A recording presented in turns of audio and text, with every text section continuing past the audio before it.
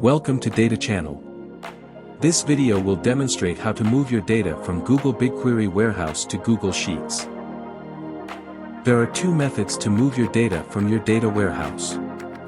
First one is to move data directly from your table or view from your warehouse. Second is by using data model where you can define your SQL query. Now first go to Reverse ETL section, then go to Explore Destinations and search Google Sheets destination.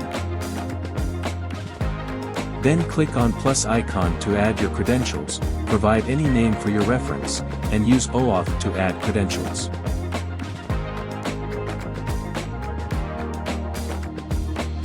Wait for credential validation.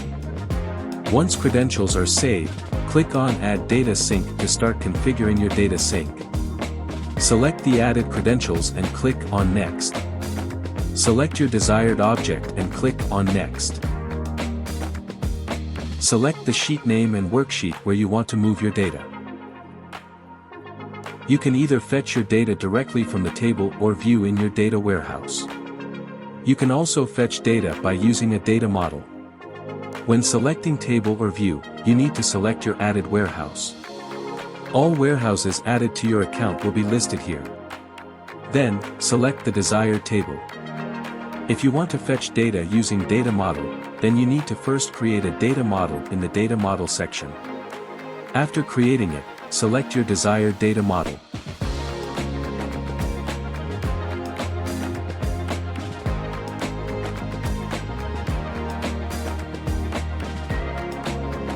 Now once fetch from table or data model has been selected, map target fields with source fields.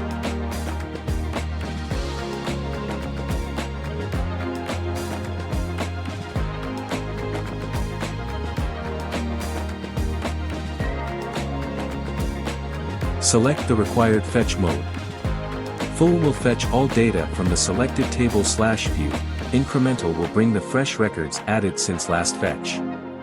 Select required insert mode, which will determine the manner in which data will get updated. With upsert selected, only new records or records with changes will be upserted based on the specified upsert key. With append selected, all data fetched will be inserted. Selecting Replace will ensure the existing data is dropped and replaced with fresh data on each run.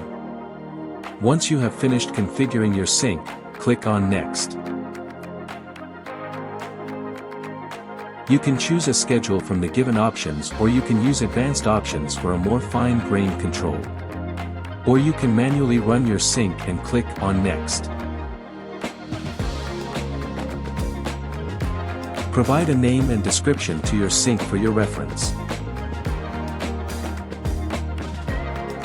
Select the desired notification settings. Mark the Run After Save checkbox if you desire to immediately run the reverse ETL after saving. Then, click on Submit. Once configured successfully, you will be redirected to this screen, where you can view the run status of your sync. Click on View Run Status. Please note that no logs are available when the reverse ETL is still running.